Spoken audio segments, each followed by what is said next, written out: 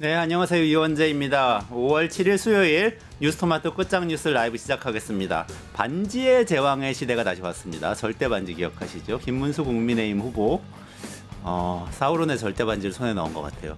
반지의 제왕 영화 보셨죠? 네, 소설도 있고 굉장히 인기 있었잖아요. 손에 넣으면 뭐든지 할 수 있는 그 절대반지. 그 반지를 쫓아서 모든 사람들이 다 여정을 떠나죠. 그 여정에서 생기는 일들을 그린 게 바로 이 영화인데 김문수 후보가 드디어 절대반지를 받습니다.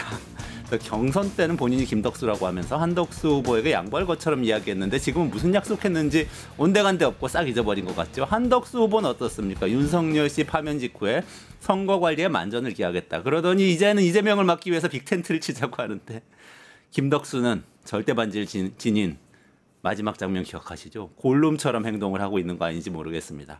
잊지 말아야 될 진실은 이미 영화에 나왔습니다. 절대반지를 쫓던 모두는 파멸했습니다. 세상을 구한 건 누구였죠? 평범한 호빗 프로도. 국민입니다. 절대반지를 파괴하고 세상을 구합니다. 호빗이 바로 우리의 대한국민입니다. 오늘도 거짓의 시대를 끝장내고 진실의 창을 여는 끝장뉴스 라이브 시작하겠습니다. 먼저 대선 캠프에서 벌어지고 있는 일들을 속속들이 말씀해 주실 시간, 대선 캠프 라이브 시간 시작하겠습니다.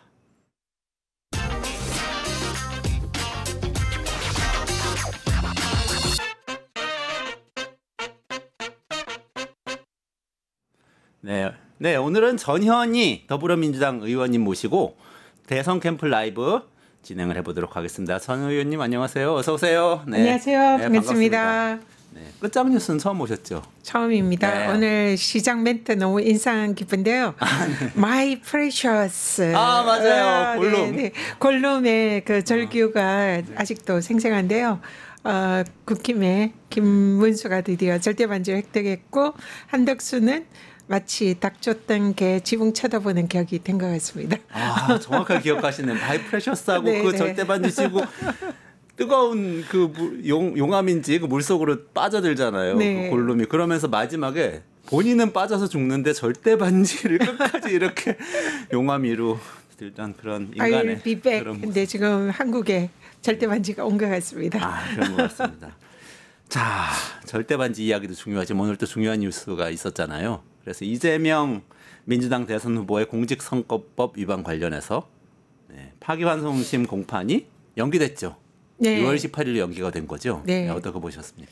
사실 오늘 오전까지만 해도 항소심 법원에서 이재명 후보에 대한 집행관 송달을 하겠다 이런 뉴스들이 나왔거든요. 그래서 사실 생각지도 못했는데 오늘 이제 우리 선대위에서 오늘 점심을 같이 먹으면서 대책을 세우고 있었는데 그때 막 이 소식이 왔습니다. 그래서 저희들 선대위에서도 좀 깜짝 놀랐는데요. 어쨌든 결론적으로는 다행입니다.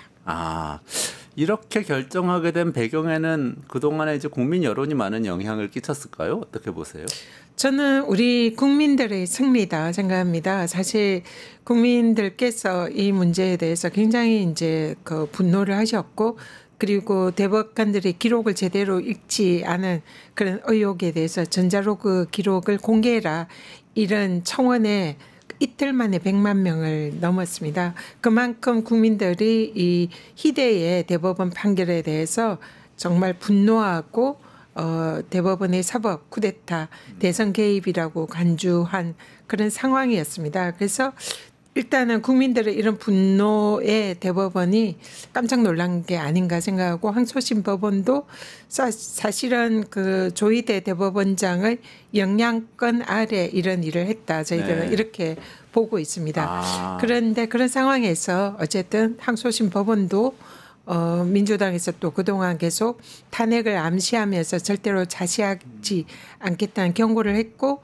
12일까지 재판기를 변경을 해라. 그렇지 않으면 우리가 특단의 조치를 하겠다. 이런 경고를 했었는데 물론 뭐 그런 경고에 굴복했다고 보지는 않습니다만 결과적으로는 국민들의 이런 분노에 법원이 의식하고 결국은 정상적인 판단을 했다 이렇게 봅니다. 그렇군요. 재판부 내부에서도, 그러니까 사법부 내부에서도 판사들이 여러 가지 또 항의를 하고 이런 의견이 많았다고들 하더라고요. 그런 것들도 영향을 끼쳤을까요? 그럴 거라고 봅니다. 통상 법원이 굉장히 보수적인 곳이고요. 개인의 의견을 잘 내지 않는 곳입니다. 근데 이번에는 이런 이제 대법원 결정에 대해서 법원에서 자신의 실명을 걸고 비판하는 이런 이제 입장을 많이 표명을 했고요. 또 심지어는 대법원장이 이 사법부의 독립을 무너뜨린 거기에 대해서 책임을 지고 사퇴해야 된다. 대법원이 정치의 한가운데 뛰어들어서 사실상 대선 개입하는 거 아니냐. 이런 얘기까지 법원 내부에 판사들이 실명을 걸고 비판을 했습니다. 이런 움직임에 대해서도 대법원이나 또 항소심 법원이 굉장히 자유롭지 않았을 거다. 걱정을 많이 했을 거다. 이렇게 보입니다. 그러니까 국민 여론이 비등하니까 사법부의 신뢰가 깨질까봐 뭐 입장을 좀 바꾼 것도 있고 또 사법부 내부에서도 여러 가지 비판이 있다 보니 좀 바뀐 것도 있고 이렇다는 설명이신데요. 오늘 그 파기환송심 재판부에서 이야기한 것 중에 법원 내부 외부에 어떠한 영향이나 간섭도 받지 않고 재판을 한다. 이렇게 얘기했던 장면이 그 대목이 딱 눈에 띄더라고요. 그건 어떻게 보셨어요? 네, 법원에서 이제 후보의 이 공정한 선거 운동 기회를 보장을 한다. 그리고 내외부에 이런 이제 어떤 압력이나 이런 거를 받지 않는다. 공정한 재판을 한다. 이런 말을 했는데요. 물론 그 말을 액면 그대로 믿고 싶습니다. 그러나 대법원이 대법원장의 지휘하에 대법관들 대법원장 포함해서 10명이 정말 있을 수 없는 대선 개입 정치 판결을 한 것도 사실이고 그리고 고등법원은 사실상 법원이 뭐 양심과 또 이런 압력에 독립해서 그런 이제 판단을 하도록 사법부 독립이 규정되어 있잖아요. 네네. 그렇다면은 아무리 대법원이 그런 정치 판결을 했다 하더라도 항소심 법원이 사법부의 독립과 법관의 양심을 따른다면 이 대선 한복판에 15일은 대선 이제 선거운동 기한이 10일부터 시작되잖아요. 네네네. 그러면 시작되자마자 한복판에 있는 그 시기에 재판 기일을 잡은 것 자체가 이미 이 대선에 개입하려는 정치적 판결의 의도가 초기에는 있었다. 이렇게 생각을 합니다. 그런데 지금 이제 국민들의 분노와 사법부 내부의 이런 자성의 목소리, 정치권의 여러 가지 이제 반응 이런 거에 결국은 나쁜 길로 가려다가 뒤늦게 다시 바른 길로 온 거다. 이렇게 보고요. 결코 스스로 자의적으로 우리가 사법부의 독립과 법관의 양심을 지키려고 했다. 이렇게 보지는 않습니다. 그렇지만 만시지탄이지만 뒤늦게라도 이런 사법부의 책임을 자각한 거에 대해서는 다행이다 생각합니다. 민주당에서 12일까지 시한을 두고 이렇게 그때까지 이 기회를 연기하지 않으면은 그 뒤에 특단의 조치를 하겠다 이렇게 얘기를 하셨을 때 저는 11일까지는 미적미적하다가 뭔가 발표를 하더라도 하겠구나 이렇게 사실 저는 마음속으로 생각했는데 생각보다는 그래도 빨리 이 발표가 나온 것 같아요. 네, 사실 뭐 저희들도 사법부가 이렇게 쉽게 이 입장을 바꿀 거라고 생각은 하지는 않았는데요. 어쨌든 생각보다 빨리 결정을 한 것 같습니다. 근데 또 오늘 정치권이나 국민의힘의 움직임을 보면 이게 국민의힘의 단일화에 또 좀 영향을 미치기 위해서 조금 빨리 결정을 한 게 아닌가. 이제 결과적으로 볼 때는 이런 생각도 가능한데요. 어쨌든 뭐 그런 판단을 했는지 안 했는지 모르겠지만 어쨌든 다행이다 생각은 합니다. 그리고 사실은 상식적이에요. 그동안 우리 정치권이 뭐 정치인들이 여러 가지 이유로 법원의 재판을 많이 받잖아요. 근데 선거가 있는 이런 시기나 뭔가 또 중요한 뭐 행사나 일정이 있을 경우에는 법원에 기일 변경 요청을 하면 대부분 받아들입니다. 그래서 그게 그동안의 법원의 관례였고 법원이 해왔던 일입니다. 근데 더구나 이번 사건은 대한민국의 운명을 사실 가로지을 수도 있는 매우 중요한 역사적인 사안이잖아요. 내란으로부터 내란 세력의 이 종식시키고 새로운 민주정부가 들어서냐 마냐 이런 부분에 있어서 사실은 굉장히 중요한 그런 선거인데 그 선거에 가장 유력한 대선 후보의 선거운동의 기회를 사실상 빼앗는다. 이런 거는 그동안 법원의 관례에 비추어서도 맞지 않는 일이라 어쨌든 뒤늦게 바로 잡아서 그 부분에 대해서는 어쨌든 잘하셨다 이렇게 말씀드립니다. 그러면은 그 전에 일단은 빨리 이게 문제가 정리가 됐잖아요. 근데 그 전에 사실은 대법원의 판결에 대해서 항의하면서 민주당에서는 법관 탄핵도 언급을 하셨고 물론 보류를 했습니다만 그리고 이제 다른 조치들 여러 가지 언급을 하셨었는데 지금 상황에서는 어떻습니까? 그것들 중에 어떤 것들을 이제 꺼내 들 수 있는 것이고 다른 것들을 좀 미뤄두고 이렇게 좀 이제 좀 구분할 수가 있습니까? 오늘 원래 이제 예정되어 있는 그 절차는 조희대 대법원장을 포함한 대법관 10명을 민주당 차원에서 형사 고발하는 조치였고요. 그리고 오늘 이제 각 상임위별로 분담을 해서 고등법원에서 이런 이제 재판 기일 변경을 요구를 하는 그런 규탄 기자회견이 있었습니다. 그리고 상임위별로 계속 그걸 이제 매일 이어나가는 게 계획이 되어 있었고요. 근데 이거는 지금 다 현재 취소를 했습니다. 그런데 이제 다만 오늘 오후에 법사위에서 조희대 대법원장에 대해서 왜 그런 얼토당토하는 터무니없는 정치 개입하는 판결을 했냐. 여기에 대해서 그 이유가 뭐냐. 그리고 과연 수만 쪽에 해당하는 기록을 제대로 읽고 한 거냐.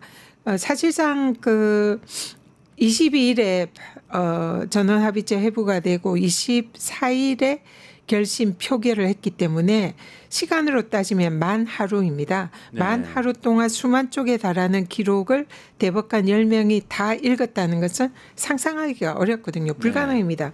그래서 그것을 전자기록으로 법원행정처장이 읽었다고 하는데 그게 사실이냐. 사실이라면 로그 기록을 내놔라. 이런 부분을 확인할 필요가 있고요. 더구나 또 제대로 기록을 읽지 않고 대법원이 판결을 했다면 그 과정이 어떻게 되냐. 대법원장이 총대를 메고 이재명 죽이기 정치 판결을 작심하고 대법관들을 대법원장이 뭐 어떤 절차로 그 사람들 설득을 했는지 압박을 했는지 그래서 이런 결정이 났는지 이 결정 과정은 여전히 국민들이 궁금해하고 여기에 대해서는 진상을 규명할 필요가 있다. 뭐 이런 여러 가지 이유로 오늘 법사위에서 청문회를 오는 14일 개최하기로 결정을 했습니다. 네, 그래서 이 절차는 진행이 되고요. 조희대 대법원장에 대한 청문회는 그대로 진행이 진행을 되고 한다. 기타 탄핵 절차는 아직은 지금 이제 완전히 취소한 건 아니고요. 차차 검토를 한다. 뭐 이런 정도로 지금 당의 입장이 정해진 것 같습니다. 또 사실 오늘 명확하게 드러나지 않은 것은 지금 이 재판이 만약에 이재명 후보가 대통령에 당선이 된다면 현직 대통령에 대해서도 진행될 것이냐 아니냐를 놓고 좀 논란이 있었잖아요. 이 부분에 대해서도 또 뭔가 이 민주당의 입장을 가지고 계시죠?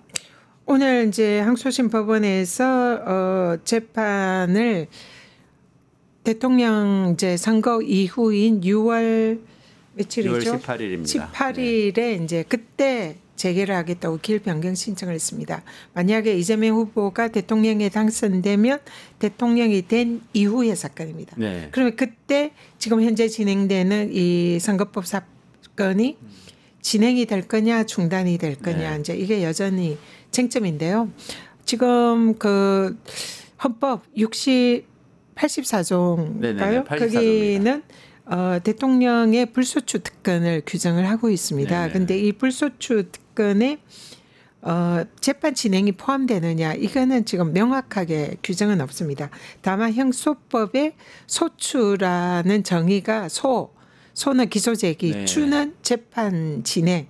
그래서 사실상 공소유지라고 하는데요. 재판 진행이 형소법에 의해서 포함된다. 이렇게 이제 해석을 하고 헌법학자들이 압도적으로 대통령이 되면 형사재판이 기존 형사재판은 중단된다. 이게 이제 거의 확립된 학설입니다. 그럼에도 불구하고 판례가 없어요.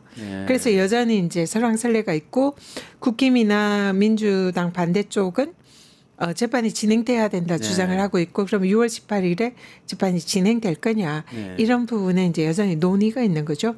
그래서 이 부분은 재판이 진행 안 된다는 게 압도적인 헌법학자 다수설이라 네. 이것을 입법으로 좀 명확히 규정하는 게 필요하다 이렇게 민주당에서는 보고 있습니다. 아, 그래서 지금 법안을 발의를 하시고 지금 법안이 있는 거죠 지금? 네, 현재 어떤 법안이 상태입니까? 발의되어 네, 있는 네. 상태입니다. 그거는 그 내용은 지금 말씀하신 현직 대통령은 불소추 특권이 있다는 그 헌법상의 조항을 법률로서 네. 이제 재판을 받지 않는다는 걸 명시한 그런 네. 법안이시죠? 그렇습니다. 그럴 네. 경우에는 뭐 공소 기각 판결, 면소 판결도 할 수 있고 아니면 이제 임기 기간 동안 재판이 중단될 수도 있고 뭐 이런 부분도 이제 입법에서 어떻게 할지 이런 거는 좀 아마 검토를 해야 될 것 같습니다. 아, 그 형사소송법이죠. 그게 형사소송법을 네. 지금은 논의를 하고 있는 상태입니까? 아니면 뭐 상임위 회부하거나 현재 발의가 되어 있고 네. 이제 그걸 뭐 언제 뭐 어떤 방법으로 통과를 시킬 것인지 뭐 이런 부분은 이제 여전히 지금 상황을 보고 진행을 할 것 같습니다. 열려 있고요. 네. 국민의힘 쪽에서는 오늘 뭐 굉장히 이 거세게 반발을 하고 있거든요. 이거는 이재명 후보를 지키기 위해서 사법부가 나선 거다. 국회 독재라고 뭐 그러면서 말씀하신 형사소송법에 대한 반발도 하고 또 일부 의원들은 지금 어떻게 되는지 제가 최종 확인은 못했는데 뭐 사법부 법원 쪽에 가서 이제 항의 방문 내지는 시위를 하겠다고 하는 분들도 있고 이런 것 같아요. 쪽 국민의힘 반응에 대해서는 어떻게 보세요? 국민의힘 의원들, 국민의힘 뭐 유력 중진 의원들도 실제로 기사도 많이 났더라고요. 재판을 하고 있는데 뭐 다른 뭐 국회 일정이 있어서 재판 연기를 요청을 했다. 아니면 재판을 시작하자마자 저 다른 일정이 있으니까 좀 가봐야겠습니다 하고 본인들이요? 네, 본인들이. 양해를 구하고 이렇게 했다. 이런 기사들도 많이 있고요. 아까도 말씀드렸지만 실제로 많은 정치인들이 그런 네. 뭐 국민과의 약속이나 뭐 여러 가지 선거 이유나 이런 걸로 법원의 양해를 구해서 재판 기일을 변경하는 것은 그동안 흔히 있는 관례였습니다. 근데 그걸 이재명 후보에게만 유독 사법부가 사실상 이 모든 그동안에 관례적으로 허용됐던 것을 금지한 거고 거기다 대법원장까지 뛰어들어가지고 사실상 이례적으로 신속하게 이런 사실 터무니없는 그런 정치 판결을 한 거죠. 그래서 모든 정치인들 심지어 내란 수괴인 혐의를 받는 윤석열 전 대통령에 대해서도 온갖 사법 특권이 제공되고 있지 않습니까? 네. 이 날로 계산하던 것이 그동안의 법조계 관례였는데 이걸 뭐 완전히 사상 초유로 그걸 무너뜨리고 시간으로 계산해서 이 구속 취소를 하는 이런 판결을 한 게 법원입니다. 네. 거기에 대해서 국민의힘은 아무 얘기도 안 했어요. 그리고 뭐 이런 당연히 공개 재판을 해야 되는데 비공개로 재판하고 법정 촬영도 허용하지 않고 지하를 통해서 출입을 하게 하고 이런 특권이 주어졌습니다. 물론 이제 재판 촬영은 뒤에 허용이 됐습니다만 지금 내란 공범들 김용현 등등 이 사람들은 지금 재판을 하는지도 몰라요. 완전히 깜깜이 그렇죠. 식으로 비공개 재판하고 있어요. 이런 특혜에 대해서는 오직 윤석열과 국민의힘 쪽에 제공되고 있는 이 특혜에 대해서는 한마디도 없어요. 그리고는 극히 자기들이 누리던 극히 그 당연한 재판기일 변경 선거 때 재판기일 변경은 이재명 후보에게 허락되니까 이것이 뭐 마치 사법부 쪽에 뭐 잘못이냐 문제를 제기하는 거는 정말로 내로남불이다 이렇게 말씀드립니다. 정확한 말씀이시네요. 그거는. 이 부분은 어떻습니까? 아까 형사소송법 개정하고 관련해서 그 헌법 제84조에 이 대통령 현직 대통령의 불소추 특권을 이렇게 입법화를 해서 명확하게 재판을 받지 않는다라고 명시하는 것은 요거는 이재명 후보 개인을 위한 입법이기 때문에 국회 독재다 이렇게 주장을 하는 국민의힘 의원들이 있습니다. 이 부분은 어떻게 보세요? 네, 그게 저는 이재명 후보 개인을 위한 게 아니다 생각합니다. 지금 아까도 말씀드렸지만 만약에 그런 재판이 진행돼서 지금 대법원장의 영향권에 있는 지금 항소심 법원은 대법원에서 유죄 취지로 파기환송했으니까 유죄 판결을 내릴 가능성이 매우 높습니다. 네. 그리고 아마 대선 전에 이제 대법원장의 의도와 이 항소심 법원의 처음의 의도는 신속 속전속결로 판결을 선고해서 네. 이재명 후보의 이 대통령 출마 자격을 박탈하려는 게 의도였다. 저희들은 이렇게 생각합니다. 네. 그러면 이것이 이재명 후보 한 명의 일인가요? 이 이재명 후보를 지지하고 대한민국의 민주정부 사기 정부를 만들어서 새로운 대한민국을 만들고 싶다는 그 국민들, 거기에 동조하는 국민들, 적어도 1,500만 명 이상의 국민들이 그런 생각을 하고 이재명 후보를 찍을 거다 생각합니다. 물론 뭐 숫자는 나중에 밝혀지겠지만요. 그리고 대통령이 된 이후에도 그런 생각을 가지고 투표에 참여하고 새로운 민주정부를 바라는 대한민국을 진짜 대한민국을 바라는 그런 국민들, 이 국민들과 관련된 법입니다. 그래서 단지 이재명 후보 개인 한 명에 대한 법이 아니고요. 대한민국의 적어도 국민의 절반 가까운 국민들의 생각을 반영하고 그 국민들의 뜻을 반영하는 입법입니다. 그래서 이거를 한 명에 대한 법이다 주장하는 건 어불성설입니다. 네. 네. 사실 그렇죠. 그러니까 이재명 후보 지지자들뿐만 아니라 어떻게 보면 요거는 계엄에 반대를 하고 조기 대선에서 그래도 계엄 선포했던 건 잘못됐기 때문에 나는 계엄 선포한 그쪽 말고 다른 쪽에 투표하겠다고 생각하는 모든 사람들의 권리를 한꺼번에 뺏을 수가 있지 않습니까? 그래서 꼭 민주당만의 일도 또 아닌 것도 같아요. 그렇습니다. 이게 대법원장이 지금 희대에 있을 수 없는 그런 이제 속전속결 터무니없는 판결을 했잖아요. 네네네. 그러면은 그게 이 이재명 후보 한 명의 대선 출마 자격을 뺏는 그런 거를 떠나서 그 후보에게 투표를 하고 싶은 이 국민의 시간이잖아요. 네. 국민 주권 행사의 시간이잖아요. 그 절반 이상의 국민이 투표할 그런 권한을 뺏는 겁니다. 그래서 국민 주권을 박탈하는 그런 조치인 거예요. 그래서 네네. 이거는 결코 한 사람의 일로 생각하면 안 된다. 이거는 대한민국의 헌정 질서를 지키고 민주주의를 지키고 국민들의 주권을 지키는 그런 정도의 어마어마한 일이다. 그래서 네. 그런 법률이다. 이렇게 보시면 맞을 것 같습니다. 알겠습니다. 마지막으로 요거는 조금 세부적인 이야기일 수도 있지만 지금 만약에 이렇게 그 말씀하신 형사소송법 개정 발의를 한다고 하면 어쨌든 대선이 끝나고 나서 이제 새로운 대통령이 그 법을 공포를 하게 되겠죠?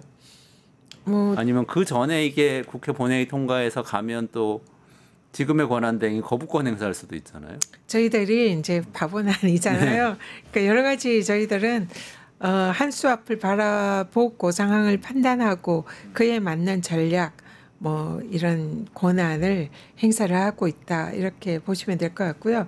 그래서 만약에 지금 현재 그 권한 대행이 여전히 이제 어쨌든 6월 3일 이전까지는 권한을 가지고 또 행사를 하려고 할 겁니다. 사실 권한 대행의 거부권 행사 이 부분도 저희들은 헌법 위반 소지가 매우 많다 이렇게 생각하지만 어쨌든 이 권한 대행이 윤석열 정권의 마지막 뭐 권한 대행으로서 이제 윤석열 정권에 복무하는 그런 거부권 행사를 할 가능성이 여전히 매우 높다 이렇게 보고 있습니다. 네. 그렇기 때문에 지금 그 거부권을 행사할 수 있는 그 시기 이후에 본회의에 통과를 만약에 한다면 그럴 가능성이 높다. 아, 형사소송법 개정도 그래야 하지 알겠습니다. 않겠습니까? 상식적으로. 네.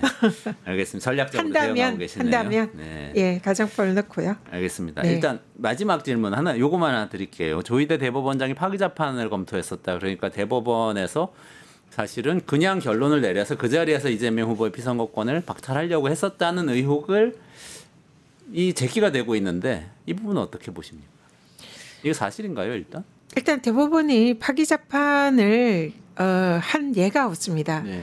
그러니까 특히 무죄 사건을 유죄 취지로 파기 재판은 그동안 뭐 한 번도 없었습니다. 네네네. 그냥 면소라든지 뭐 공소 기각이라든지 이런 경우에 일부 몇 번 있었고요. 네. 그래서 대법원이 파기 재판을 한다는 것 자체가 사상 초유의 일이고요. 그래서 절대로 대법원장이나 대법원이 그런 무리를 하지 않을 거다 저희들이 생각을 했어요. 그런데 이제 지금 뒤에 이 민주당이 접수된 이런 여러 가지 정보를 종합해 보면 조희대 대법원장이 파기 재판을 시도했었다. 그리고 일부 대법관들이 거기에 대해서 제동을 걸었다. 이런 이제 제보들이 있습니다. 물론 아직 뭐 정확하게 확인된 일은 아닙니다만 여러 가지 정황을 볼 때에 그럴 가능성도 있었겠구나 이런 생각이 듭니다. 그래서 이 사실상 이 국민들의 이런 비난, 비판이 이렇게 분노가 극도로 높은 상황에서 그동안 절대로 하지 않았던 이런 대법원의 파기 재판 이런 것이 과연 했을까? 근데 우리 이제 교수님께서 기억나실지 모르지만 저는 그날 대법원의 조희대 대법원장이 판결 선고하는 것을 같이 따라가면서 들으면서 이러다가 파기 재판하는 거 아니냐? 저도 그런 생각했어요. 이런 생각이 막 들어가지고 불안감이 엄습을 했거든요. 어쨌든 근데 마지막에 결론을 이제 파기환송으로 내려서 그나마 이제 가슴을 쓸어 내렸는데 만약에 진짜 파기 재판을 했다면 정말 국민들의 밀란 수준의 큰 그런 폭동이 일어나지 않았을까. 그 정도로 있을 수 없는 민주주의 파괴행위고 대선 개입이고 그야말로 사법 쿠데타 그 자체였을 겁니다. 어쨌든 현재로서는 그런 제보가 있었고 확인은 좀 해봐야 되는 상황이다. 아직은 되지는 않았다. 끝내기 전에 이 질문을 꼭 드리라는 주문이 들어오네요. 그 이재명 후보 행보 관련된 건데 부인 김혜경 씨 지금 행보를 시작하고 있는 것으로 보이는데 요거는 그냥 앞으로 어떤 역할을 하실지 이렇게 한마디 말씀 주시고 정리를 해야 될 것 같습니다. 네, 우리 김혜경 여사님이 지금 이제 조용히 특히 종교계를 중심으로 찾아뵙고 인사를 드리고 있는데요. 뭐 스님이라든지 목사님이라든지 신부님 이런 이제 각 종교계의 그런 이제 인사들을 찾아뵙고 춘천 사문사 갔던 거 말고 다른 종교도 접촉을 하셨었나 조용히 보죠? 지금 그런 이제 행보를 하고 있습니다. 우리 지역에 미타사라는 성동에 절이 있습니다. 여기 이제 비구니 스님들 절이고 굉장히 100년 이상의 이제 유서 깊은 그런 사찰인데요. 여기에도 이제 방문을 하셨어요. 그래서 그때 제가 동행을 했었는데요. 굉장히 김혜경 여사님을 이렇게 직접 만난 우리 스님들이나 주위의 분들이 정말로 이 사람의 마음을 이렇게 이제 끄는 매력이 있다. 굉장히 조용하면서도 굉장히 현명하고 지혜롭다. 그래서 생각과는 정말 다르다. 이런 말씀들 정말 많이 하시더라고요. 그래서 이렇게 지금 후보에게 도움이 되는 방향으로 그렇지만 국민들과 조용히 함께하는 그런 행보를 지금 하고 계시고요. 앞으로도 아마 그런 행보를 계속 하실 걸로 생각이 듭니다. 오히려 그게 근데 많은 분들의 호감을 얻고 굉장히 칭찬들을 많이 하시는 것 같더라고요. 알겠습니다. 전현희 의원님 가끔 좀 나오셔서 말씀 좀 전해주시면 좋겠습니다. 전현희 더불어민주당 의원님하고 같이 말씀 나눴고요. 조금만 기다리시면 정치인사들이 속풀이하는 1차 정치 이어가겠습니다. 뉴스토마토가 12.3 내란을 막아낸 시민영웅 1000명 찾기 프로젝트를 진행합니다. 내란을 막고 탄핵 소추를 이뤄낸 시민영웅 1000명을 찾아내 대한민국 민주주의의 역사로 기록하고 시상의 본보기로 삼음으로써 민주주의를 더 널리 확산하기 위한 프로젝트입니다. 이 과정에 직접 참여했거나 참여자를 추천해 주실 분들은 우측 제보하기 QR코드나 아래 메일로 추천 및 제보해 주세요. 많은 참여 바랍니다. 뉴스토마토와 함께해 주실 분들을 기다립니다.